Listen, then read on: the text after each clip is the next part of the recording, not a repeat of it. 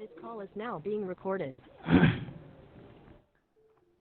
वागर्थाविव संपृक्तो वागर्थ प्रतिपत्ते जगतः पितरो वंदे पार्वती परमेश्वरो।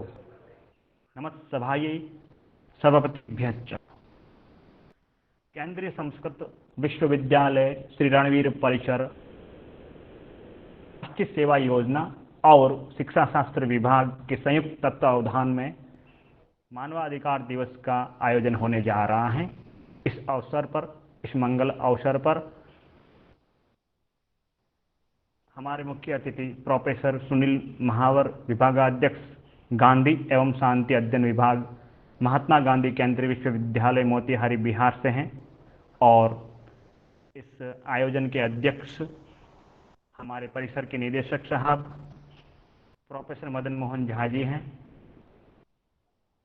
इन दोनों महानुभावों का स्वागत और इस परिसर के समस्त विभागाध्यक्ष, वेद विभाग के आचार्य मनोज कुमार मिश्र जी, साहित्य विभाग के अध्यक्ष आचार्य सतीश कपूर जी और ज्योतिष विभाग के विभागाध्यक्ष आचार्य प्रभात कुमार महापात्रा जी और आधुनिक विभाग के विभागाध्यक्ष शरद चंद्र जी और व्याकरण विभाग के विभागाध्यक्ष कैलाश जी और दर्शन विभाग के विभागाध्यक्ष घनश्याम मिश्र जी। इन सभी महानुभावों का भी स्वागत और हमारे परिसर के समस्त प्राध्यापकगण और समस्त जो जुड़े हुए छात्र हैं शिक्षा शास्त्र विभाग के और एनएस, सभी का स्वागत, अभिनंदन।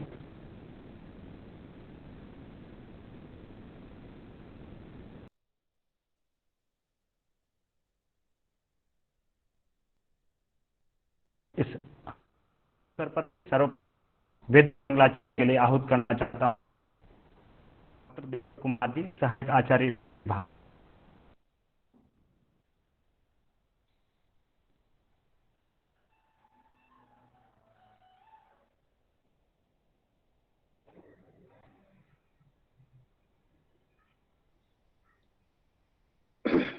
हरि ओम।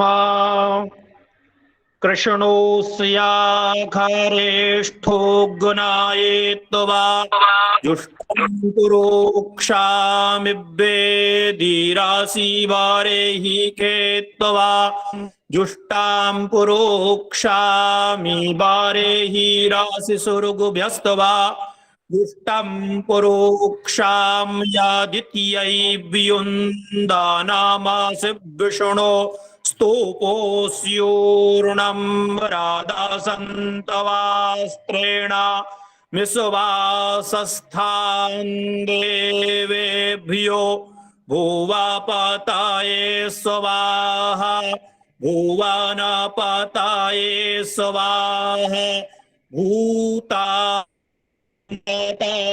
स्वाहा विश्वानि देवा सावितर्दुरितानि परासुव जदभद्रन्तन्न आसुव। हरिः ओम।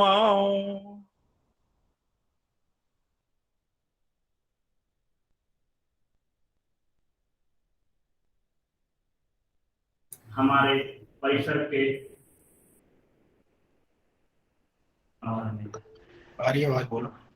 स्वागत भाषण एवं अतिथि परिचय के लिए मैं हमारे परिसर के डॉक्टर योगेंद्र ऋषि जी को आहूत करना चाहता हूं कि आप आइए और मुख्य अतिथि जी का परिचय कराइए और सभी का स्वागत कीजिए।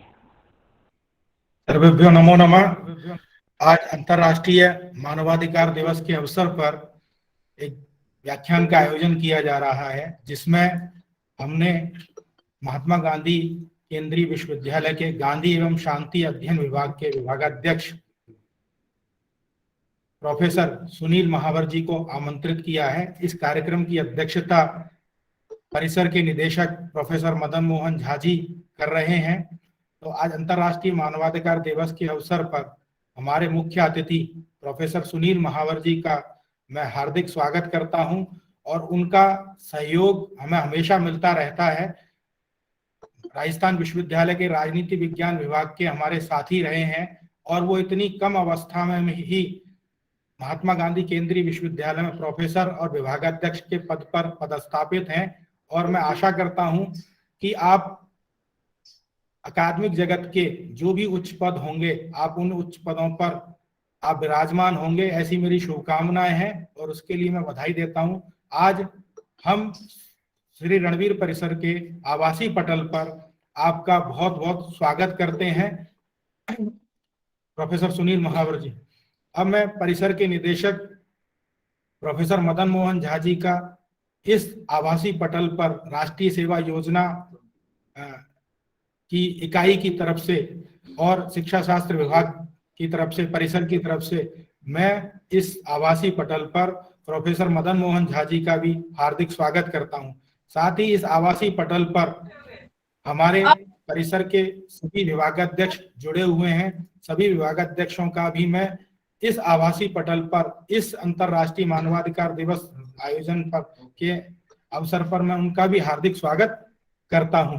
इसके साथ साथ इस आवासीय पटल पर हमारे परिसर के अध्यापक साथी, कर्मचारीगण सभी का हार्दिक स्वागत करता हूं। और इस मंच पर, आवासीय मंच पर हमारे एनएसएस के वॉलंटियर्स जुड़े हुए हैं, परिसर के सभी विभागों के हमारे छात्र जुड़े हुए हैं। मैं उन सब का भी मैं इस अंतरराष्ट्रीय मानवाधिकार दिवस के अवसर पर जो व्याख्यान आयोजित हो रहा है उसमें हार्दिक स्वागत करता हूं। एक बार पुनः आप सभी का, इस आवासीय मंच पर जुड़े हुए सभी का एक बार पुनः स्वागत।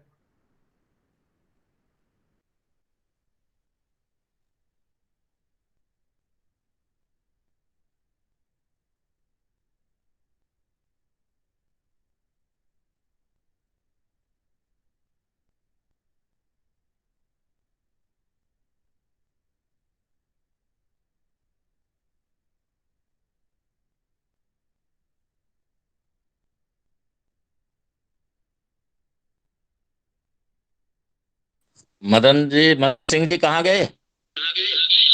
फोन का दिक्कत आ रही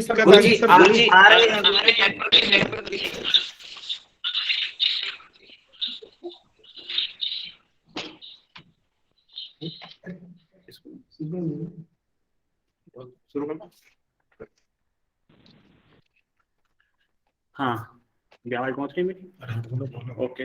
हाँ, अब मैं इस अवसर पर अंतर्राष्ट्रीय मानवाधिकार दिवस के शुभ अवसर पर मैं भारतीय संस्कृति का जो मूल तत्व है वो है वसुधैव कुटुंबकम, अयम निज परोवेत्ति गणना लघुचेतसाम उद्धार दरिद्रनाम वसुधैव कुटुंबकम। तो हमारे भारतीय संस्कृति में मानवाधिकार कूट कूट कर भरा हुआ है। तो इस विशेष अवसर पर विशेष व्याख्यान के लिए मैं मानवाधिकार दिवस के शुभ अवसर पर मैं हमारे प्रोफेसर सुनील महावर जी जो विभागाध्यक्ष हैं उनको मैं उद्बोधन के लिए बुलाना चाहता हूं। आप आइए और मानवाधिकार के विषय में विशेष जानकारी हम सबको प्रदान कीजिए। धन्यवाद मदन मोहन जी।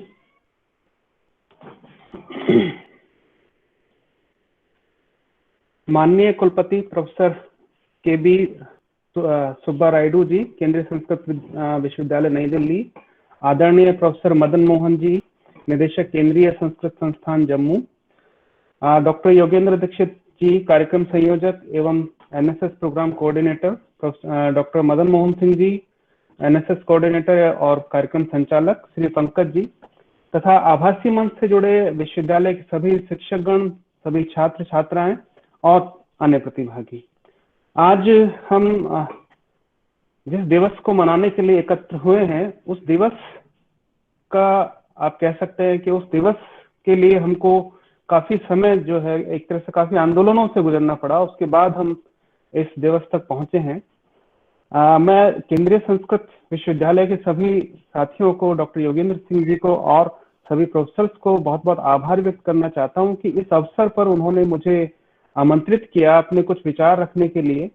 और मैं मानवाधिकार दिवस के उपलक्ष्य में जो है कुछ सैद्धांतिक से लेकर कुछ व्यवहारिक पक्षों पर अपनी बात रखना चाहूंगा और जो आज की परिस्थिति है उस परिस्थिति में जो है अपनी बात को मैं रखना चाहूंगा। मानवाधिकार के संदर्भ में जब संपूर्ण विश्व पर दृष्टिपात किया जाता है तो इस तथ्य को एक तरह से इस तथ्य का उद्घाटन होता है कि वर्तमान में जो मानवाधिकारों का प्रवर्तन है या मानवाधिकारों की जो अवधारणा है वो कहीं ना कहीं मानवाधिकार हनन से निकली है। यानी जहां पर जो है अधिकारों का हनन प्रारंभ हुआ वहीं से एक तरह से आप कह सकते हैं कि इस प्रतिक्रिया स्वरूप जो है एक तरह से आप कह सकते हैं कि एक व्यवस्था जनित या आप कह सकते हैं कि व्यवस्था वहां पर उपलब्ध हुई जिसमें मानवाधिकारों के संरक्षण की बात होने लगी या मानवाधिकार संरक्षण की जो चेतना थी उसका प्रादुर्भाव वहां से प्रारंभ हुआ। तो इस तरह से मानवाधिकार हनन की जो विकट समस्या थी उस विकट समस्या ने मानवाधिकार के अध्ययन और अनुसंधान आप कह सकते हैं कि अध्ययन एवं अनुसंधान के रूप में एक तरह से उसको प्रमुख विषय के रूप में हमारे सामने प्रस्तुत किया। जहां तक संकल्पना का सवाल है तो आप सभी इससे परिचित हैं कि जो मानवाधिकार है मुख्यतया मानव की जन्मजात गरिमा से जुड़ा हुआ है, उसकी अस्मिता से जुड़ा हुआ है, उसकी स्वाधीनता की रक्षा से जुड़ा हुआ है, उसकी बुनियादी आजादी से जुड़ा हुआ है। तो ये जो उसकी गरिमा है, उसकी बुनियादी आजादी है, जो उसकी अस्मिता है, उस अस्मिता की बात यहाँ पर हम करते हैं। उसके आधार पर ही मानव को एक तरह से वो उसके मानव बने रहने के लिए आप कह सकते हैं ह्यूमन को ह्यूमन बने रहने के लिए ही नीड सम फैसिलिटीज, कुछ सुविधाएं उसको चाहिए होती है, कुछ ऐसी आवश्यकताएं होती है जो उसको एक तरह से मानव के रूप में स्थापित करे। थोड़ी जोर से बोलो ना, कम सुनाई दे रहा। आवाज नहीं आ रही मेरी? आवाज आ रही है, आवाज आ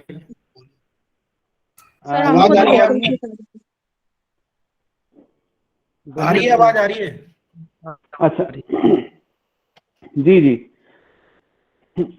हाँ, तो मैं यहाँ पर आपको जो है मानवाधिकार के संदर्भ में एक तरह संकल्पनात्मक रूप से जो है मानव के रूप में, मानव की गरिमा के रूप में एक तरह से इन अधिकारों की बात हम करते हैं। तो मानव की मानवता को बनाए रखने के लिए, जैसे नेल्सन मंडेला ने भी कहा है, लोगों को मानवाधिकारों से वंचित करना उसकी मानवता से वंचित करना है। तो मानवाधिकारों की जो अवधारणा है कहीं ना कहीं उस जो ह्यूमैनिटी है, जो मानवता है, उस मानवता को हमारे समकक्ष रखती है। उस मानवता में एक तरह से उसको एक तरह से उस ह्यूमैनिटी के, मनुष्यता के जो है सांचे में रखना चाहती है ताकि वो अपना जीवन जो है उस गरिमापूर्ण तरीके से जी सके। वस्तुतः ये ऐसे अधिकार हैं जो मनुष्य को एक तरह से मनुष्य होने के नाते प्राप्त होने चाहिए। और ये जो अधिकार हैं जब हम मनुष्य होने के नाते प्राप्त करने की बात करते हैं तो यहाँ पर किसी भी तरह का जो डिस्क्रिमिनेशन है on the grounds of colour के का, रंग, जाति, लिंग, धर्म या अन्य जो भी किसी तरह के डिस्क्रिमिनेशन है, उन डिस्क्रिमिनेशन के बिना जो है इस तरह से ये आप कह सकते हैं कि ये अधिकार जो है उसको प्राप्त होने चाहिए। यहाँ पर ये बात एक तरह से ये कहना समीचीन होगा कि जब हम मानवाधिकार की बात करते हैं तो जो न्याय है वो मानवाधिकार में अंतर्निहित है। ठीक है, एक तरह से न्याय मानवाधिकारों को अंतर्निहित करता है। अब न्याय से वंचित करना मानवाधिकारों से वंचित करना जैसा हो सकता है। तो न्याय से यदि आप वंचित किसी को करेंगे तो उसके मानवाधिकारों या उसकी जो मानवीय गरिमा है उस मानवीय गरिमा को छीनने की बात यहाँ पर की जा रही है। मानवाधिकार की जो घोषणा जिसके उपलक्ष्य में आज 10 दिसंबर हम जो है एक तरह से सेलिब्रेट करते हैं ह्यूमन राइट्स डे के रूप में, जो मानवाधिकार घोषणा की जो 30 अनुच्छेद थे, उन 30 अनुच्छेदों में जो प्रथम जो अनुच्छेद है उसमें मानवाधिकारों के संदर्भ को जो है परिभाषित किया गया है। इसमें कहा गया है सभी मनुष्य समान अधिकार और समान सम्मान लेकर जन्म लेते हैं और उन्हें वैश्विक घोषणा में वर्णित सभी अधिकार और स्वतंत्रताएं जाति, रंग, लिंग, भाषा, धर्म, राजनीति या अन्य विचारधारा, राष्ट्रीय या सामाजिक मूल संपत्ति, जन्म या अन्य स्थिति के भेदभाव के बिना स्वतः ही मिल जाते हैं। अर्थात मानवाधिकार की जो घोषणा है, घोषणा में जो ये 30 अनुच्छेद है जिसमें समस्त तरह के जो अधिकार हैं वो जीवन से लेकर आप कह सकते हैं जीवन का अधिकार हो गया, शिक्षा का अधिकार हो गया, आपके सामाजिक अधिकार हो गया, आर्थिक अधिकार हो गए और भी जो अन्य अधिकार हैं, वो सभी जो अधिकार हैं वो सभी अधिकार सभी मनुष्यों को बिना किसी तरह के जाति, धर्म, लिंग, वंश या भेदभाव के बिना जो है सबके सब जो अधिकार हैं वो एक तरह से मनुष्य को प्राप्त होते हैं। लेकिन यहाँ पर शर्त यही है कि ये जो सभी अधिकार हैं ये सभी अधिकार मनुष्य की गरिमा के साथ उसको प्राप्त होने चाहिए। यहाँ पर ह्यूमन डिग्निटी बहुत महत्व रखती है। यदि किसी को आपने भोजन का अधिकार दिया है और उस भोजन के अधिकार में गरिमा शामिल नहीं है तो उसको हम मानवाधिकार नहीं कहेंगे। पेट तो पशु भी भर लेते हैं, पेट तो जीवन यापन तो पशु भी कर लेते हैं, लेकिन ये जो जीवन यापन है, ये जो जीवन यापन की सुविधाएं हैं, ये सुविधाएं कुछ मूलभूत जो अधिकार हैं वो उन मूलभूत अधिकारों के साथ प्राप्त होनी चाहिए, उसको उस तरह से प्राप्त होनी चाहिए जिससे कि उसकी मानवीय गरिमा बनी रहे। तो इस तरह से मनुष्य का जो जीवन है वो मनुष्य का जीवन जिस तरह से हमको प्राप्त हुआ है तो वो उसी रूप में प्राप्त होना चाहिए। उसके साथ जो है किसी भी तरह की आप कह सकते हैं कि इनह्यूमैनिटी नहीं जुड़ी होनी चाहिए। बहुत से विचारकों ने इसको परिभाषित किया है, मानव एक तरह से मानव को एक तरह से मानव किस तरह से माना जाए और किस तरह से जो है वो अधिकारों की बात वहां पर की जाए। लेकिन जैसा मदन मोहन जी ने भी बताया था कि हमारी जो संस्कृति है, हमारा जो पुरातन पौराणिक ग्रंथ हैं, उनमें हमको मानवाधिकारों से संबंधित बहुत सारे जो है एक तरह से संकल्पनाएं हमको देखने को मिलती। हो सकता है यद्यपि उसको आज के अर्थों में एक तरह से उस रूप में मानवाधिकार ना कहा गया हो, लेकिन वहां पर जैसे वसुधैव कुटुंबकम का ही इन्होंने बात कही, तो वहां पर जो है इस तरह की कई चीजें हमको देखने को मिलती है। लेकिन जो आधुनिक विमर्श है मानवाधिकारों का, ये आधुनिक विमर्श, भारतीय पर हम थोड़ा आगे आते हैं, आधुनिक विमर्श जो मानवाधिकारों का है, ये आधुनिक विमर्श कहीं ना कहीं पाश्चात्य जो एक तरह से संचालित अवधारणा थी उस अवधारणा से प्राप्त हुआ। यद्यपि वहां पर हमको कई तरह के कॉन्ट्रोडिक्शंस भी हमको देखने को मिलते हैं। जैसे जब हम कहते हैं कि मानवाधिकारों का उदय ब्रिटेन के एक मैग्ना कार्टा से हुआ, 1215 में जो मैग्ना कार्टा था उसमें कुछ बातें जैसे लिखी गई थी, जिसमें एक जो महत्वपूर्ण बात ये थी कि कोई भी स्वतंत्र व्यक्ति बिना कानूनी निर्णय के गिरफ्तार नहीं किया जा सकता। तो उसको एक तरह से मानवीय जो एक तरह से स्वतंत्रता उसको कहीं किसी रूप में वहां पर उपलब्ध कराई गई। लेकिन विडंबना ये रही कि जहां पर ये मानवाधिकार का पहला एक तरह से अधिकार पत्र देखने को मिलता है, उसी ने जो है विश्व में कई देशों में मानवाधिकारों का हनन भी किया। तो इस तरह से पर ये तथ्य कि 1215 में जो मैग्ना कार्टा था उसमें कहीं ना कहीं मानवाधिकारों के कुछ अंश हमको दिखाई दिए, वहां से शुरू और फिर आगे ब्रिटेन में ही 1628 में पिटिशन ऑफ राइट्स कह लें या 1689 का जो बिल ऑफ राइट्स कह लें, उसमें मानवाधिकारों की जो झलक है वो झलक हमको कहीं ना कहीं दिखाई देती है। कहीं ना कहीं वो एक तरह से ट्रेसेस हम खोज सकते हैं मानवाधिकारों के, और वहां से हमको एक तरह से पाश्चात्य जगत जो था उसमें मानवाधिकारों की एक तरह से गूंज एक तरह से प्रारंभ होना शुरू हुई और ह्यूमन को एक तरह से ह्यूमन डिग्निटी के रूप में एक तरह से उसको एक्सेप्ट करने की बात शुरू हुई। यहाँ पर 1776 का जो यूएस डिक्लेरेशन ऑफ इंडिपेंडेंस है उसमें भी इनकी गूंज दिखाई देती है। लेकिन सबसे ज्यादा यदि महत्वपूर्ण कोई डॉक्यूमेंट माना जाता है मानवाधिकारों के संदर्भ में, जहां से एक तरह से सभी एक तरह से वैश्विक स्तर पर जो मानवाधिकारों की एक स्थापना हुई, तो 1789 की फ्रेंच रेवोल्यूशन थी, जहां पर मनुष्य के लिए that is a milestone of for human right, और उसमें लिबर्टी, इक्वालिटी और फ्रेटर्निटी की बात वहां पर एक तरह से की गई। तो ये स्वतंत्रता, समानता और भ्रातृत्व का जो भावना थी वो फ्रेंच रेवोल्यूशन, फ्रांसीसी क्रांति से उद्भूत एक तरह से वहां पर होती है, जिसकी आगे कई देशों के जो संविधान थे और कई देशों के जो अधिकार पत्र थे उसमें इनकी गूंज हमको दिखाई देती। इवन 1791 में जब अमेरिकन बिल ऑफ राइट्स आया तो उसमें भी ये सारे जो एक तरह से अधिकार थे, ये अधिकार कहीं ना कहीं हमको उस रूप में परिलक्षित होते हुए दिखाई देते। यद्यपि बर्क जैसे विचारकों ने फ्रेंच रेवोल्यूशन की आलोचना भी की, और उस आलोचना के जवाब में टॉमस पेन जैसे विचारकों ने जो है अपने कुछ एक तरह से विचार प्रस्तुत किए और किस तरह से ह्यूमन राइट्स को, उसने राइट्स ऑफ मैन में जो है ह्यूमन राइट्स को किस तरह से एस्टैब्लिश किया जा सकता है, उसकी बात वहां पर दिखाई देती है। तो इस तरह से एक पाश्चात्य जो विचार परंपरा थी, पाश्चात्य चिंतन परंपरा थी, उसमें कहीं ना कहीं आंदोलनों के माध्यम से, क्रांति के माध्यम से जो है मानवाधिकारों का जो एक तरह से हमको जो दृष्टिकोण है वो दृष्टिकोण बनता हुआ दिखाई देता है। साथ ही उस समय के कई पाश्चात्य विचारक हमने देखे, जिन विचारकों में कहीं ना कहीं वो जो अधिकारों की संकल्पना थी, चाहे हॉब्स की बात करें, हम लॉक की बात करें, रूसो की बात करें, या एक जो परंपरा चलती है जिसमें बेंथम की बात कर लें, बाद में लास्की की बात कर लें और मार्क्स की बात भी हम करें, तो इन सब में जो ह्यूमन राइट्स थे वो ह्यूमन राइट्स कहीं ना कहीं हमको दिखाई देते हैं। तो ये जो हम अवधारणा की बात करते हैं मानवाधिकारों की, ये जो अवधारणा है कहीं ना कहीं वहीं से बनती हुई हमको दिखाई देती है। लेकिन जब हम इस पूरी मानवाधिकार अवधारणा की बात करते हैं तो इसमें कहीं ना कहीं कुछ नकारात्मक तत्व हमको दिखाई देते हैं। वैश्विक स्तर पर जो ये मानवाधिकारों की बात की गई वो कहीं ना कहीं कुछ दृष्टि से हमको नकारात्मक मिलते हैं। लेकिन गुरु जी प्रणाम। हाँ प्रणाम। आप कुछ सवाल पूछना चाहते हैं तो आप बाद में पूछिएगा जो भी है। जी गुरु जी। हाँ तो इस तरह से जो ये पाश्चात्य जगत की अवधारणा दिखाई देती है, हमको कहीं ना कहीं इसमें कुछ एक तरह से कुछ चीज एक तरह से लेने वाली या छीनने वाली कई बार चीज हमको दिखाई देती है। लेकिन इसी को यदि हम भारतीय चिंतन परंपरा में देखें, भारतीय सभ्यता के इतिहास में देखें, तो भारतीय इतिहास में एक तरह से आप कह सकते हैं कि ये जो अधिकारों की जो परिस्थिति है, ये परिस्थिति हमको सकारात्मक रूप में कहीं ना कहीं हमको दिखाई देती है। भारत का इतिहास सदियों पुराना इतिहास है, और उसमें जो विचार चिंतन है, केवल अधिकारी नहीं, इतने सारे विचार चिंतन यहाँ पर चिंतन जो है सब दृष्टि से। ये दर्शन की कक्षा है। योगेंद्र जी जरा देखिए इनको क्या पूछना चाह रहे हैं।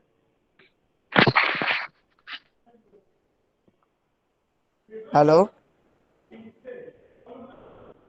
हाँ बताइए योगेंद्र जी जरा देखिए क्या हाँ, आवाज आ कहना चाह रही है, रहे हैं। बोलिए बोलिए।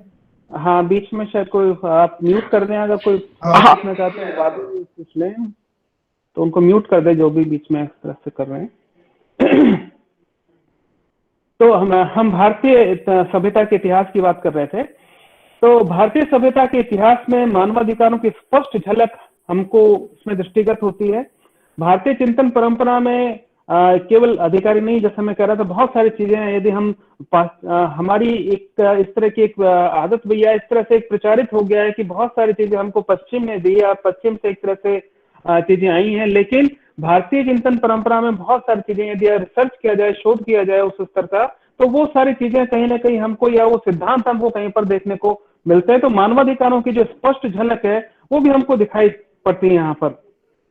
यदि हम भारतीय चिंतन परंपरा की बात करें तो उसमें धर्म जो है उसको महत्व दिया गया है। यहाँ पर जो धर्म है वो अपने आप में एक व्यापक शब्द है, बहुत व्यापक शब्द है, और इस धर्म को किसी पंथ संप्रदाय से न जोड़ करके हम इसको व्यापक अर्थ जो इसमें सामाजिक कर्तव्यों की बात की गई है, उन सामाजिक कर्तव्यों के संदर्भ में इसको हम देखें, और सभी के लिए जो है अपने अपने कुछ कर्तव्य निर्धारित थे, और उन कर्तव्यों का यदि वो पालन कर रहे थे तो उनका जो अधिकार था वो अधिकार सुनिश्चित हो सकता था। यदि इन कर्तव्यों को यदि हम बात करें या धर्म की हम बात करें, तो इन धर्म की पालना में कहीं ना कहीं हमको जो है वो जो मानवाधिकार है वो मानवाधिकार प्रस्फुटित होते हुए प्रतीत होते हैं। इस संदर्भ में ये कहना समीचीन होगा कि भारतीय जो ये परंपरा है, इस परंपरा में जो नैतिकता है वो कूट कूट कर भरी, इसमें अनैतिकता की बात कहीं पर नहीं परिलक्षित होती है। साथ ही यदि हम इस शब्द की बात करें, जैसे जो वेस्टर्न वर्ड है, इंग्लिश वर्ड है राइट, उसकी अपेक्षा यदि हम अधिकार की बात करें जो हिंदी शब्द है, तो ये जो अधिकार शब्द है कहीं ना कहीं बहुत व्यापक रूप में हमको एक तरह से अपना अर्थ प्रदान करता है। इसमें बहुत सारी चीज अपने आप में समेट लेता है। हमारे जो वेद हैं, वेदों की भी यदि हम बात करें तो ऋग्वेद, अर्थवेद, अथर्ववेद और जो यजुर्वेद, सामवेद है, तो इसमें कहीं ना कहीं अधिकार हमको दिखाई देता है। ऋग्वेद में जो तीनों स्वतंत्रताएं हैं जिनकी बात बहुत बाद में जाकर वेस्टर्न सभ्यता में की गई, जीवन के अधिकार की जो बात की जाती है, शरीर के स्वतंत्रता की जो बात की जाती है, आवास के अधिकार की जो बात की जाती है, ये सभी अधिकार हमको वहां पर उस रूप में हमको दिखाई देते हैं। वहां पर ये ऋग्वेद में स्पष्ट रूप से जो इन अधिकारों की बात की गई है।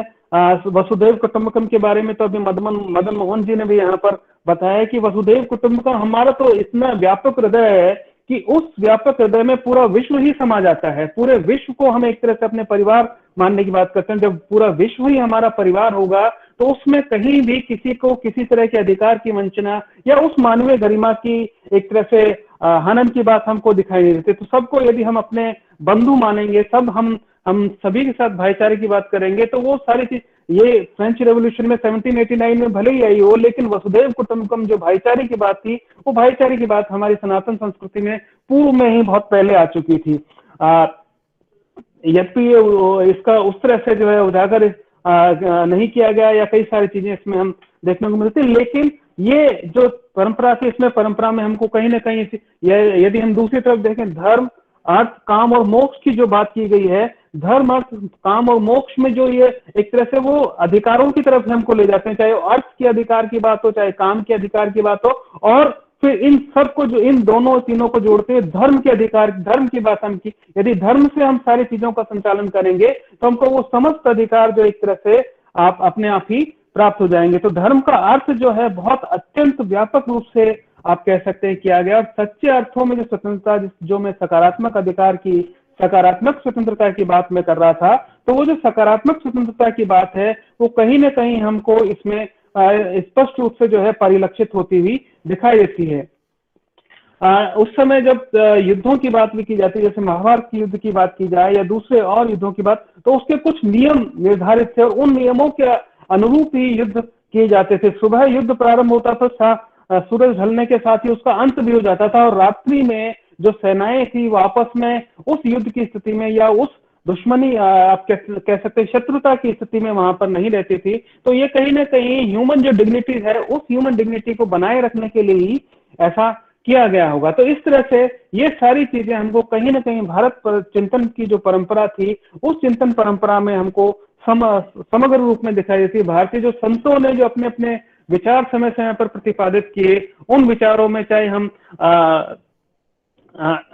कबीर की बात कर लें, मीरा की बात कर लें, या दूसरे जो संत हैं उन संतों की बात कर लें, तमिल के एक प्रसिद्ध संत हैं तिरुवल्लूर, उनकी जो पुस्तक है तिरुक्कुरल, इस पुस्तक में समस्त जो civil, political, economic, social, cultural rights हैं जिनकी बात आज की जाती है, वो सारे समस्त अधिकार इस पुस्तक में हमको उस समय, आज से 2000 वर्ष पूर्व ही इस पुस्तक में संत तिरुवल्लूर ने जो है उस समय तमिल में ये अधिकार हमारे सामने प्रस्तुत कर दिए थे। तो ये जो अधिकारों की एक श्रृंखला है, ये श्रृंखला भारतीय चिंतन परंपरा में एक बहुत लंबे समय से जो है प्रचलित रही है, और बहुत लंबे समय से हमको जो है ये अधिकार कहीं ना कहीं हमारे उस रूप में जो है एक तरह से प्रचलित। लेकिन इसके साथ, अधिकारों के साथ, हमारे चिंतन परंपरा की एक बहुत महत्वपूर्ण बात जो थी वो ये थी कि हम अपने कर्तव्यों का निरंतर पालन करें, हम अपने धर्म का निरंतर पालन करें।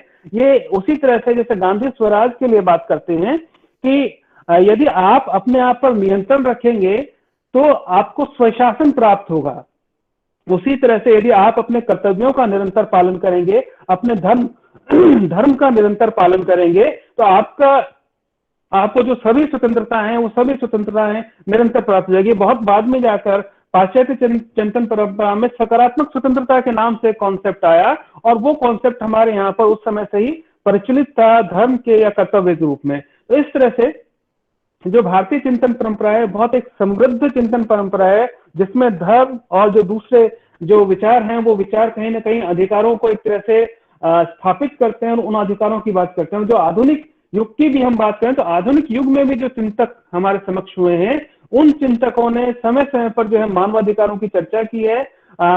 भारत में जो मानवाधिकारों की जो एक तरह से हनन था, उस हनन को रोकने के लिए उन्होंने अपना आंदोलन चलाया है। चाहे इसमें हम राजा राम मोहन राय की बात कर लें, स्वामी विवेकानंद की बात कर लें, स्वामी दयानंद सरस्वती की बात कर लें, महात्मा ज्योतिबा फुले की बात कर लें, अंबेडकर की बात कर लें, गांधी की बात कर लें, इन्होंने समय समय पर जो कुप्रथाएं किसी रूप में प्रचलित हो गई थी भारत में किसी न किसी कारणवश, जो कि मानवाधिकारों के हनन के लिए एक तरह से जिम्मेदार थी, उन कुप्रथाओं का इन्होंने एक तरह से रोकने का प्रयास किया और अपने विचार इस रूप में प्रस्तुत किए कि मनुष्य को उस मनुष्यता के नाते एक तरह से उसको एक तरह से मनुष्य बनाने के लिए जो है कुछ ऐसे अधिकार उसको मिलने चाहिए जिससे उसकी मनुष्यता बनी रहे, उसकी मानवता जो एक तरह से स्थापित बनी रहे।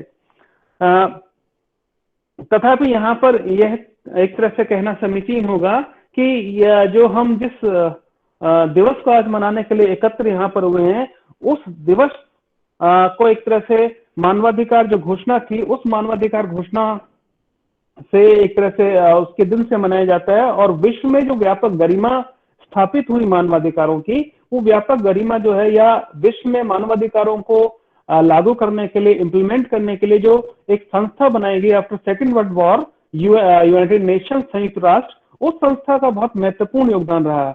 वस्तुतः ये जो संस्था बनाई गई थी, ये विश्व में शांति की स्थापना के लिए बनाई गई थी, क्योंकि 2 युद्ध विश्व जो है झेल चुका था, और 2 युद्धों के बाद जो है कुछ ऐसी व्यवस्थाएं होनी चाहिए थी जिससे ह्यूमन डिग्निटी को बचाया जा सके, मानवीय गरिमा को बचाया जा सके। और इस मानवीय गरिमा को बचाने के लिए संयुक्त राष्ट्र संघ की स्थापना की गई, और संयुक्त राष्ट्र संघ ने अपनी स्थापना से ही अनेक प्रयास किए, वेरियस कॉवेनेंट्स जो है इसने डिक्लेयर किए, जिसमें कि आपने international covenants of civil and political rights, international covenant of civil social, economic and cultural rights, तो इस तरह के कॉवेनेंट्स जो है टाइम टू टाइम उसने डिक्लेयर किए ताकि जो ह्यूमन डिग्निटी है उस ह्यूमन डिग्निटी को बनाए रखा जा सके।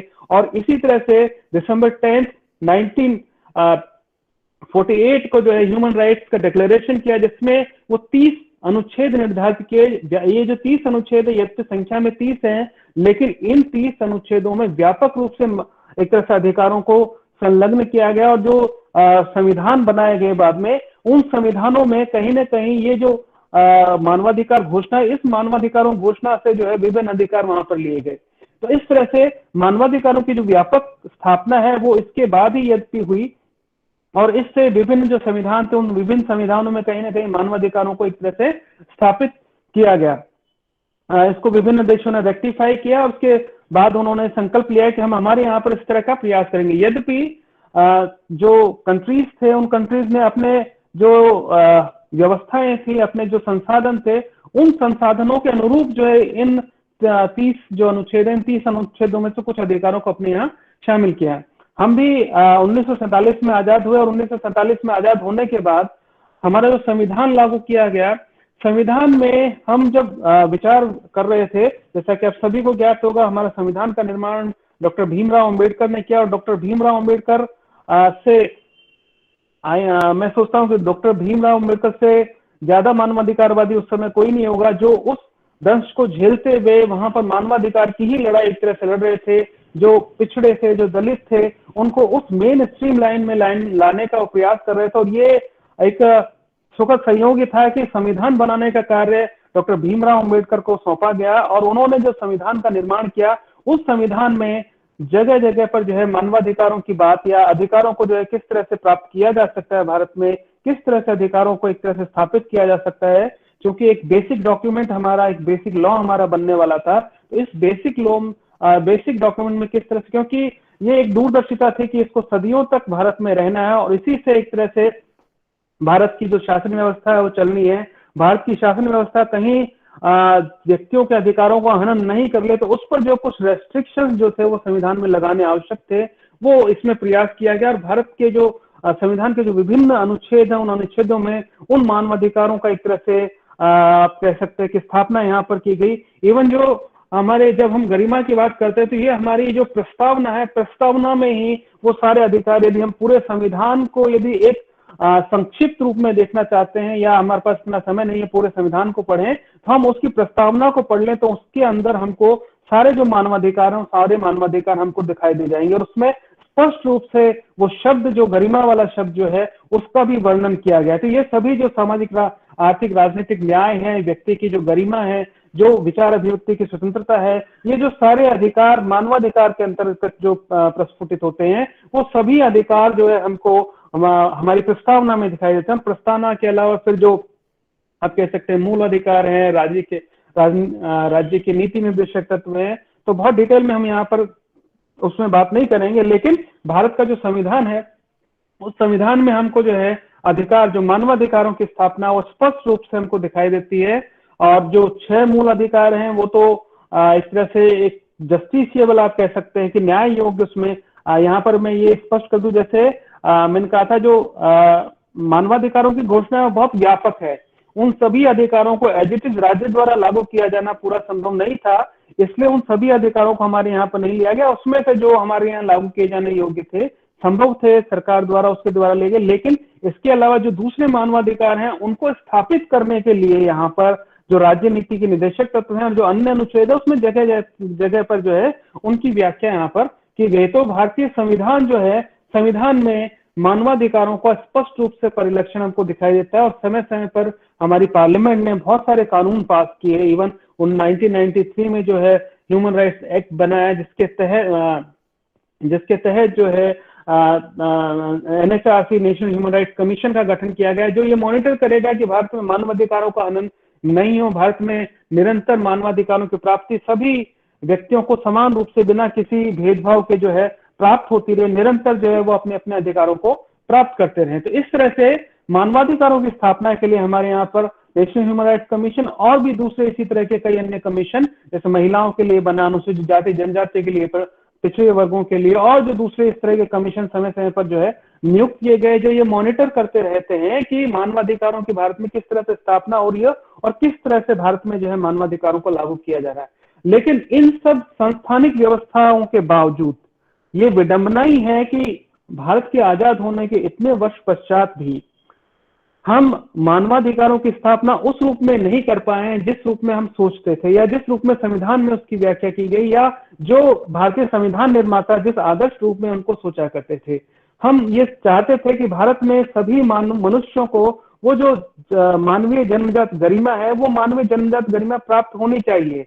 उसको जो बेसिक नीड्स हैं, जो उसके आवास की हम बात करते हैं, उसको रहने के लिए जो मिनिमम कंडीशंस हैं, उसके जीवन के लिए जो मिनिमम कंडीशंस हैं, जो उसको एक तरह से मिनिमम जो उसको भोजन चाहिए गरिमा के साथ, मानवीय गरिमा के साथ, वो हमको वहां पर कई बार नहीं दिखाई देता। कई बार हमको ऐसे पिक्चर्स दिखाई देते हैं, ऐसे चित्र दिखाई देते हैं जो अमानवीय स्थितियों में भारतीय जो मनुष्य वो अपना भोजन ले रहे हैं, या कई बार कचरे से जो है कुछ इस तरह की चीजें उठाकर खा रहे हैं। तो कुछ मतलब हमको जो है कई बार इस तरह की चीजें दिखाई देती। कई बार हमारा जो शासन व्यवस्था है, उस शासन व्यवस्था के द्वारा भी, या आप कह सकते हैं कि उसके द्वारा स्थापित जो सिस्टम है, उस सिस्टम में भी कई सारी चीजें हमको ऐसी दिखाई देती हैं जो मानवीय गरिमा का हनन कई बार करती हुई हमको दिखाई देती है। जैसे एक संस्था है नेशनल कैंपेन अगेंस्ट टॉर्चर नामक एक संस्था है ह्यूमन राइट्स के लिए।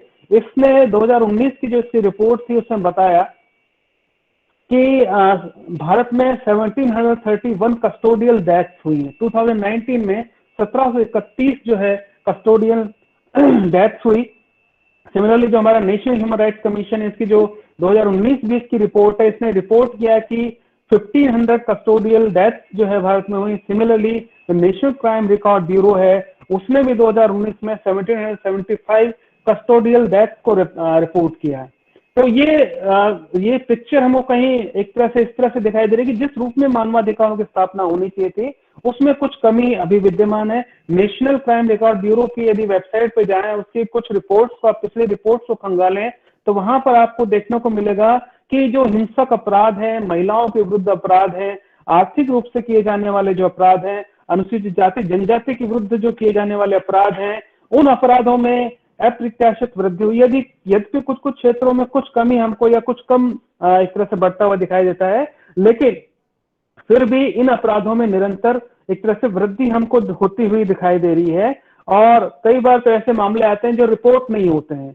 कई पिछड़े इलाकों में, कई ग्रामीण इलाकों में हमको ऐसे मामले होते हुए दिखाई देते हैं। कई बार समाचार पत्रों के द्वारा हमको इस तरह के मामलों की जानकारी होती है और पता चलता है कि वो रिपोर्ट नहीं।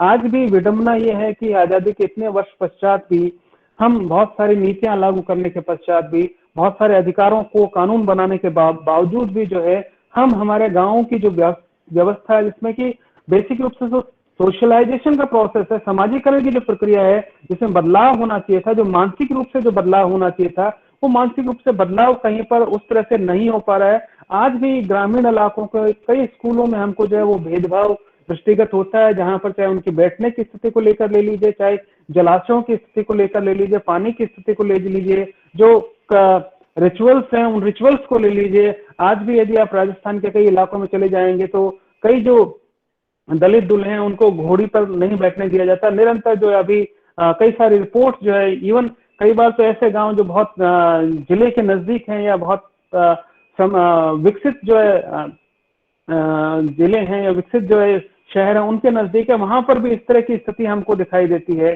कई बार जो है स्कूलों में इस तरह का उत्पीड़न या इस तरह की हिंसा हमको दिखाई देती है। महिलाओं के साथ भी इस तरह का जो अधिकार हनन है, वो अधिकार हनन हमको कई बार दिखाई देता है। और अभी जो पिछला समय जो हमारे साथ गुजरा है, पिछले 2 साल का समय हमारे साथ गुजरा है, हम कामना करते हैं कि आगे इस तरह का समय दोबारा ना आए। जो अभी स्थितियां बन रही है वैसा समय दोबारा ना आए। जो कोविड-19 का जो पहला अटैक था और उसके बाद जो दूसरा अटैक था, उस समय जिस तरह से मानवाधिकारों का हनन हमको कई बार जो हमको दिखाई दिया, जिस तरह से मानवीय गरिमा के साथ खिलवाड़ उस समय हुआ, उस तरह की स्थिति ना आए। हम कुछ इस तरह की व्यवस्थाएं सिस्टम के द्वारा कुछ इस तरह की व्यवस्थाएं कर ली जाएं, जिससे कि वो जो अधिकारों का हनन हुआ था, वो अधिकारों का हनन पुनः न मानवता को वो जो त्रासदी है वो त्रासदी वापस न झेलनी पड़े। हमारे स्वयं की, मैं मानता हूँ हमारे स्वयं की भी इसमें जिम्मेदारी है।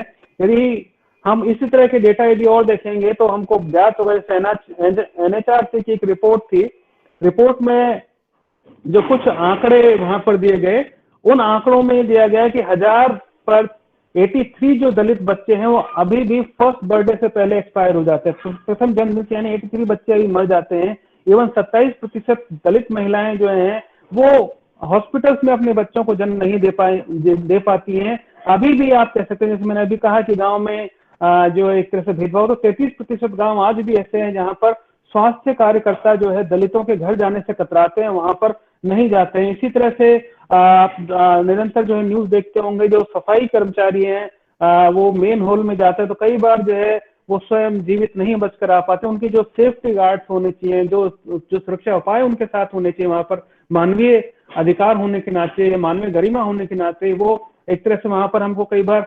स्पष्ट नहीं दिखाई देते हैं। आज हम 4th जनरेशन ह्यूमन राइट्स की बात करते हैं। देयर आर 4th जनरेशन, कई बार हम आगे की और बात करते हैं, लेकिन इन 4th जनरेशन ह्यूमन राइट्स में जो हमारे 1st जनरेशन के ह्यूमन राइट्स थे, civil political rights, 2nd generation की ह्यूमन राइट्स जो थे सोशल कल्चरल इकोनॉमिक राइट्स, और जो 3rd जनरेशन के ह्यूमन राइट्स थे ग्रुप राइट्स या कलेक्टिव राइट्स, उनकी जब हम बात करते हैं तो वो राइट्स भी कहीं ना कहीं हमको यहाँ पर वायलेट होते हुए दिखाई देते हैं। उनका हनन होता हुआ भी कई बार हमको यहाँ पर स्पष्ट रूप से नजर आता है।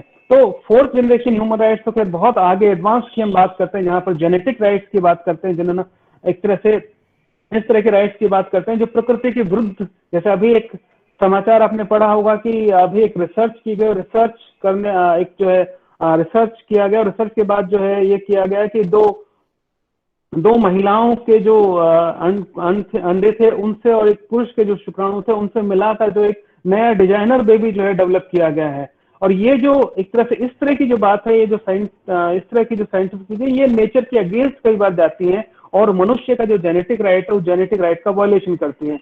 तो वो बहुत आगे की बात है, तो उसको हमको रोकना है। लेकिन इससे पहले जो हमारे दूसरे राइट्स का वायलेशन हो रहा है, उन राइट्स को भी हमको रोकना चाहिए। और इसके लिए सरकार की भूमिका तो बहुत महत्वपूर्ण हो ही सकती है, क्योंकि सारी व्यवस्थाएं सरकार को करनी है। और आज यदि हम शासन व्यवस्था की बात करें तो शासन व्यवस्था में कई सारी चीजें जो है विद्यमान हो गई, जिसमें राजनीति, चाहे वो कोई भी दल हो, उसमें राजनीति सबसे इंपॉर्टेंट हो गई है। और राजनीतिक हित, अपना स्वयं का जो राजनीतिक हित, जब हम परिभाषा पढ़ा करते थे राजनीतिक दलों की, तो उसमें यह पढ़ते थे कि राजनीतिक दल के लिए जो पहला जो विशेषता है वो ये है कि वो सार्वजनिक हित का ध्यान रखेगा, पब्लिक इंटरेस्ट का ध्यान रखेगा और उसके आधार पर चुनाव लड़कर जो है राजनीति में जाएगा। लेकिन अभी जो है वहां पर कुछ चीजें अलग तरीके से हो रही हैं। जब शासन सत्ता आती है किसी भी दल के पास, तो वो अलग तरीके से बिहेव करना शुरू करता है। जब वो सत्ता में नहीं होता है तो वो अधिकारों की पहल करता है, अधिकारों के लेकर कई सारी चीजें करता है, लेकिन जैसे ही सत्ता प्राप्त होती है तो कुछ अलग व्यवहार उसका हो जाता है। तो हमको ये मॉनिटर करना होगा कि ये सारी चीजें इस तरह से ना हो।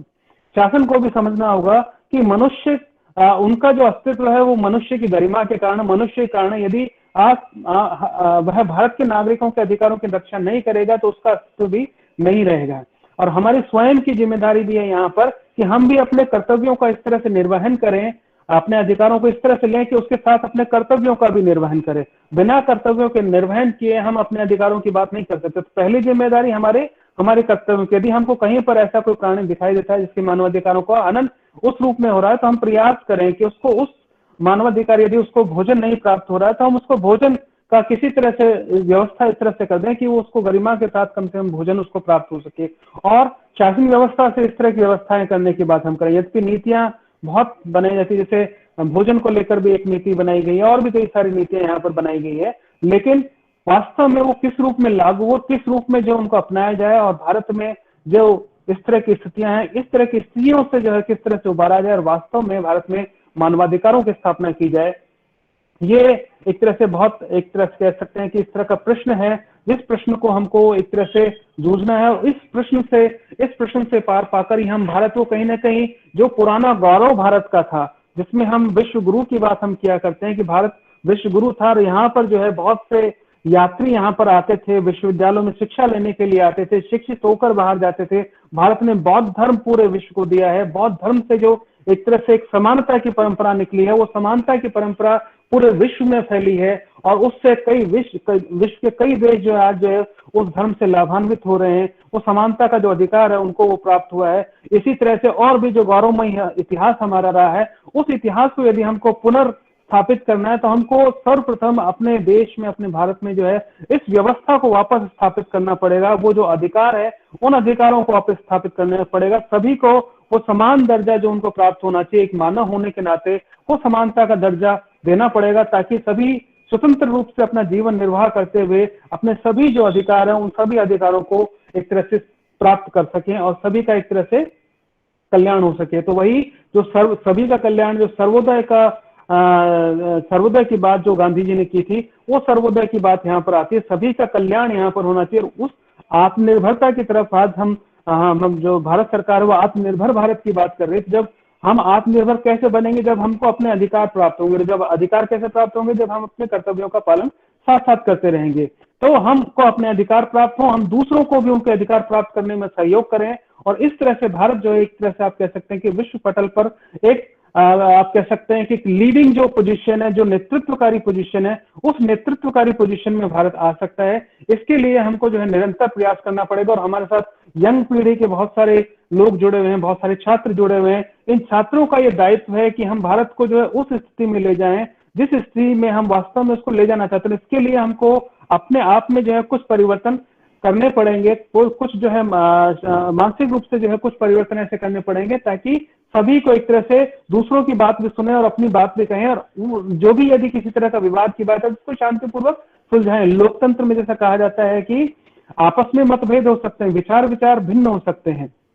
ये भारतीय संस्कृति में भी मत भिन्नता की बात कही गई है। मत विभिन्न हो सकते हैं लेकिन हम आपस में एक साथ रहें। हम भारत के नागरिक होने के साथ, भारत के निवासी होने के साथ आपस में एक दूसरे से उस भाईचारे के साथ रहें और इसके विकास में सभी मिलकर अपना योगदान दें।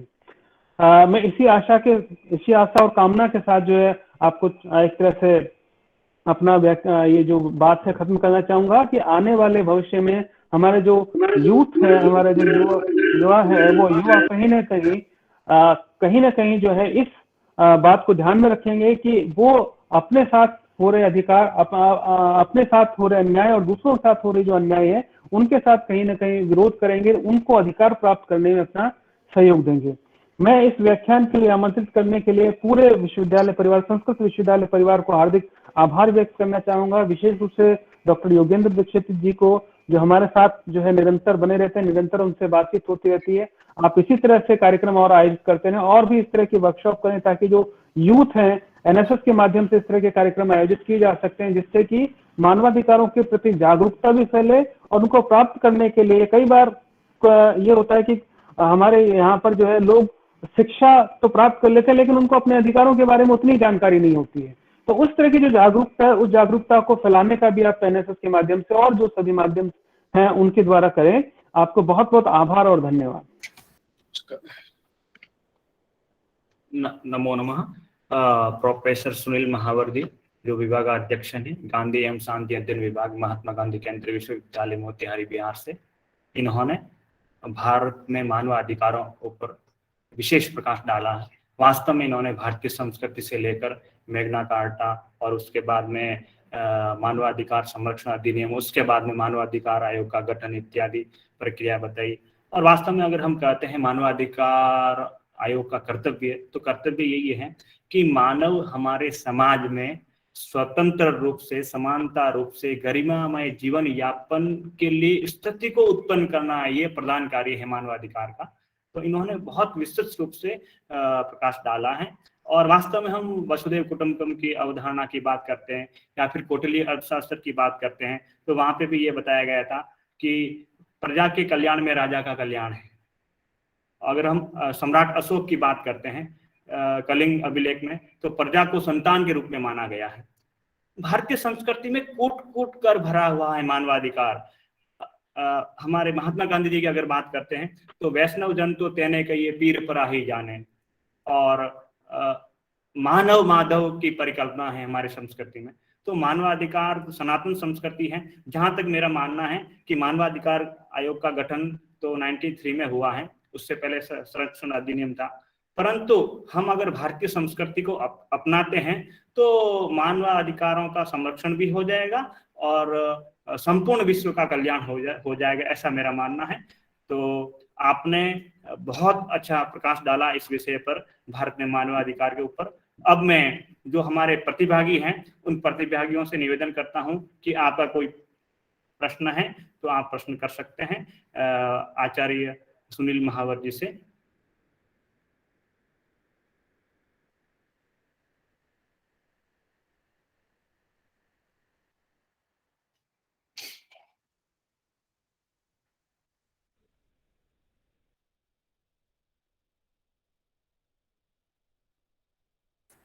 मेरी आवाज पहुंच रही है? जी गुरु जी। हाँ, जो प्रतिभागी गण है, अगर आपको कोई माने किसी भी विषय का और प्रकाश चाहिए तो आप प्रश्न पूछ सकते हैं आचार्य प्रोफेसर सुनील महावर जी से।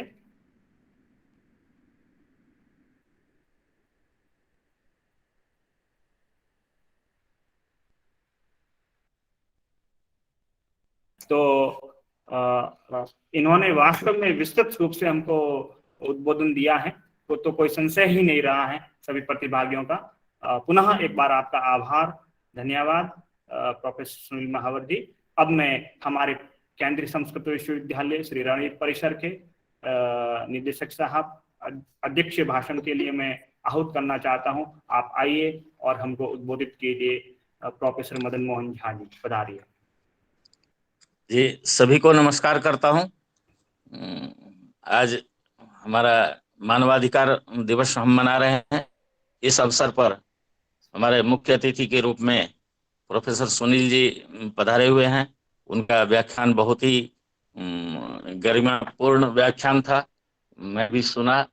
उन्होंने प्रायः वेद काल से लेके अब तक के संपूर्ण अधिकारों के बारे में चर्चा की है। वास्तविकता भी है कि मानवाधिकार जो है हमारे संविधान का एक अभिन्न अंग है। उन्होंने संविधान में कई प्रकार के हमारे अधिकार दिए गए हैं, लेकिन बात ये आती है कि एक हमारे संस्कृत में कहावत है कि सत्यम ब्रूयात प्रियम ब्रूयात न ब्रूयात सत्यम अप्रियम।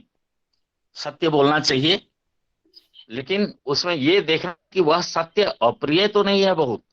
यानी जिस सत्य बोलने से एक किसी निर्दोष का प्राण चला जाए या अन्य संकट आ जाए, ऐसे सत्य नहीं बोलने चाहिए। तो मानवाधिकार है या जो भी हमारे संविधान ने हमें अधिकार दिया है, उसके साथ हमें कर्तव्यों को जोड़ना चाहिए। कर्तव्य मुख्य होता है उसमें। अब मान लीजिए प्रोटेस्ट करने का अधिकार है, किसी भी सरकारी किसी भी अन्य नीतियों का प्रोटेस्ट करना हमारा अधिकार है। हमें अधिकार का पालन करते हुए आप देखे हैं कि लगभग 378 दिनों तक दिल्ली को बंधक बना के रखा लोगों ने। उनका अधिकार था, उन्होंने उस कृषि कानून का या अन्य किसी नीति का विरोध किया, लेकिन उसमें ये तो देखिए कि उस विरोध में अपने अधिकार के, अपने प्रदत्त अधिकार का प्रयोग करने में कितने लोगों के अधिकारों का हनन हुआ है उसमें। तब एकमात्र कुछ लोगों के या हमारे व्यक्तिगत जो हमारा अधिकार है, उस अधिकार का पालन करने में अगर बहुत सारे लोगों का अधिकार हनन होता है, तो ऐसे अधिकार पालन नहीं करना चाहिए। मानवाधिकार है, सबको अधिकार मिला है, संविधान ने बहुत सारे अधिकार दिए हैं, लेकिन उन अधिकारों से अगर बहुत समाज को, देश को, व्यक्ति को बहुत हानि हो रही है, तो ऐसे अधिकारों का पालन उसी हिसाब से करना चाहिए जो उनके लिए भी और हमारे लिए भी उत्तम हो। तो मेरा कहने का मतलब यह है कि अधिकार जो भी संविधान में दिए गए हैं, उन अधिकारों का पालन अवश्य करें, हम उन अधिकारों का प्रयोग करें, परंतु अपने कर्तव्य को न भूलें। जो हमारा कर्तव्य है, उन कर्तव्यों का एकदम ध्यान में रखें और ध्यान में रहते हुए अपने अधिकारों का प्रयोग करें।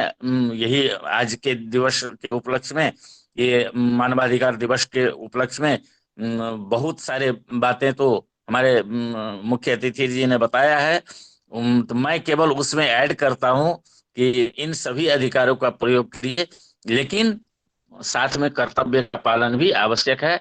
कर्तव्यों के अंतर्गत ही आपका कर्तव्य क्या है, जनहित में है या जनहित में नहीं है, या कुछ जनहित से तात्पर्य है कि कुछ समुदाय के लिए। अब धर्म का प्रयोग अधिकार है, हम किसी भी धर्म को अपना सकते हैं, लेकिन दूसरे धर्म की निंदा करना हमारा अधिकार नहीं दिया है संविधान ने हमको। तो इस तरह अधिकारों का प्रयोग मात्र उसी दायरे में करना है जो अधिकार हमारा कर्तव्य है। तो इसी के साथ मैं इस अवसर पर मैं सुनील जी को भी बधाई देता हूं। हमारे जो आयोजक गण हैं, हमारे एनएसएस के कार्यकर्ता हैं, हमारे शिक्षा शास्त्र विभाग के सभी छात्र हैं, हमारे परिसर के जो सारे अध्यापक गण हैं, तो सबको इस मानवाधिकार आयोग के दिवस पर हार्दिक अभिनंदन करता हूं और सबको यही अंतिम एक पाथेय के रूप में कहता हूं, देता हूं कि अधिकारों को, जो संविधान ने हमें अधिकार दिया है, उनका प्रयोग करना है, पर अपने कर्तव्यों को अपने सम्मुख रखते हुए और जनहित को देखते हुए। जनहित जो जितने भी समाज में, समाज, राष्ट्र और व्यक्ति, सबके हित में अगर हमारे अधिकारों का प्रयोग करना है तब तो करना चाहिए, नहीं तो अधिकारों का गलत उपयोग नहीं होना चाहिए। आज बहुत से कार्यालयों में भी होता है, बहुत संस्थाओं में भी होता है, एक ही अधिकार, एक ही नियम का अलग अलग परिपालन होता है और वो कभी जनहित में होता है, लोकहित में उसका प्रयोग भी कर सकते हैं, लोक विरोध में भी कर सकते हैं। तो ऐसा अपने अधिकारों का प्रयोग सकारात्मक दिशा में करनी चाहिए, ये हमारा आज का उद्देश्य है इस व्याख्यान में। और जितने भी अधिकार हमको संविधान में दिए गए हैं उनका सकारात्मक और कर्तव्यों के दायरे में उपयोग हो, यही मुख्य रूप से कहना है। मैं सभी को नमस्कार करता हूं, सभी को का अभिनंदन करता हूं और जो हमारे मुख्य अतिथि हैं उनको धन्यवाद भी देता हूं और आप सभी को इस दिवस की शुभकामनाएं। नमस्कार।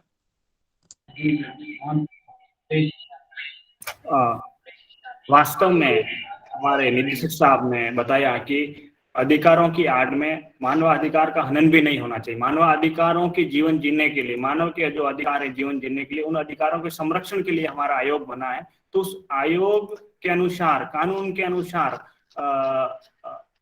जीवन जीने का अधिकार सबको है, मगर जीवन जीने के अधिकार करते समय या कराते समय उसकी आड़ में मानवाधिकार का हनन भी नहीं होना चाहिए। तो बहुत बहुत आभारी हैं हम अध्यक्ष भाषण के लिए, निदेशक साहब का। और वास्तव में हम कहेंगे इस संपूर्ण प्रोग्राम के मार्गदर्शक या फिर निदेशक साहब के मार्गदर्शक हैं हमारे, और संपूर्ण संयोजन योगेंद्र दीक्षित जी जो राष्ट्रीय सेवा योजना के हैं, इन्होंने प्रोफेसर सुनील साहब जी को यहाँ बुलाया और हमको उद्बोधित किया, इस भारत में मानवाधिकारों के विषय में बहुत प्रकाश डाला, इसलिए सभी को धन्यवाद, आभार। और अब मैं धन्यवाद ज्ञापन के लिए राष्ट्रीय सेवा योजना के अधिकारी हमारे हैं श्री पंकज जी, सहायक आचार्य साहित्य विभाग से, उनको मैं आमंत्रित करना चाहता हूं। आप आइए और सभी का धन्यवाद ज्ञापन कीजिए। सभायै नमः। सभी को नमस्कार करते हुए कार्यक्रम की अध्यक्षता के रूप में कर रहे हमारे परिसर के सम्माननीय निदेशक प्रोफेसर मदन मोहन झा जी, उनको मैं प्रणाम पूर्वक उनका आभार व्यक्त करता हूं। उनकी गरिमामयी उपस्थिति से, प्रेरणा से यह कार्यक्रम संपन्न हुआ, उसके लिए बहुत बहुत धन्यवाद। उसी क्रम में हमारे बीच केंद्रीय विश्वविद्यालय मोतीहार से विभागाध्यक्ष प्रोफेसर सुनील जी हमारे बीच उपस्थित थे, मुख्य अतिथि एवं मुख्य वक्ता के रूप में। उनके सार गर्भित उद्बोधन से सभी एनएसएस के सभी स्वयंसेवियों को और अन्य जितने भी यहाँ पर आभासीय पटल से छात्र भी जुड़े थे, सभी को निश्चित रूप से लाभ प्राप्त होगा। शिक्षा शास्त्र में ये मानवाधिकार परीक्षा के लिए भी निर्धारित है, पाठ्यक्रम में भी निर्धारित है। उन छात्रों को भी इससे निश्चित रूप से लाभ प्राप्त होगा, क्योंकि प्रत्येक जो भी इनका व्याख्यान का प्रत्येक अंश जो है बहुत उपयोगी था। उसके लिए मैं इनका परिसर की ओर से, एनएसएस इकाई की ओर से और शिक्षा शास्त्र विभाग की ओर से बहुत बहुत आभार व्यक्त करता हूँ। उसी तरह से कार्यक्रम के जो कुशल संचालक थे मदन सिंह जी, उन्होंने भी कुशलता पूर्वक इस कार्यक्रम का संचालन किया, उनको भी बहुत बहुत आभार।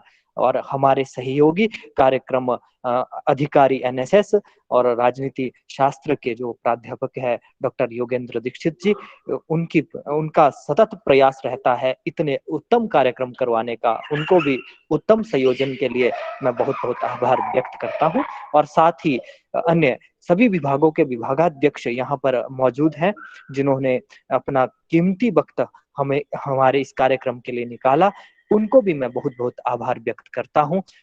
इसी प्रकार से परिसर के अन्य प्राध्यापक, कार्यालय कर्मचारी एवं छात्र जो इस कार्यक्रम से जुड़े, उन सभी का एक बार पुनः आभार व्यक्त करते हुए अपनी वाणी को यहीं विराम देता हूं। धन्यवाद। धन्यवाद सभी को। और वास्तव में हम कहते हैं मानवाधिकार की बात कर रहे हैं, तो मानवाधिकार तो अगर लोगो हम देखते हैं तो लोगों में लिखा हुआ है सर्वे भवन्तु सुखिनः। तो हमारी भारतीय संस्कृति यही है, दैनिक दिनचर्या में प्रार्थना यही है, शांति पाठ हमारा यही है, सर्वे भवन्तु सुखिनः, सर्वे सन्तु निरामया, सर्वे भद्राणि पश्यन्तु मा कश्चित् दुःखो भाग् भवेत्। तो हर जगह पल पल पर पैर पैर पर हमारे भारतीय संस्कृति में मानवाधिकार हैं, तो मानवाधिकार का पालन होना चाहिए। और अब हम से सभी से अनुरोध करते हैं कि शांति मंत्र के साथ में हम इस आयोजन का समापन करेंगे। सभी एक साथ, सर्वे भवन्तु सुखिनः, सुखिनः सर्वे सन्तु निरामया, सर्वे भद्राणि पश्यन्तु पश्यन्तु मा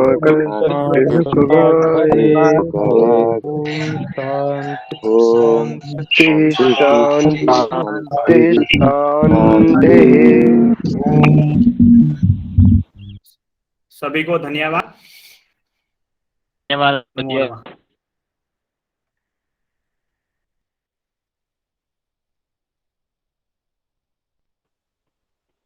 धन्यवाद सभी को।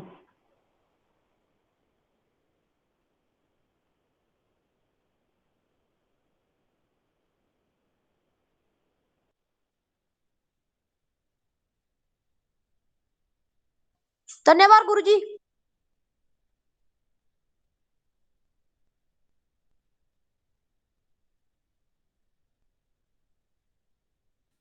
प्रणाम सर, राधे राधे।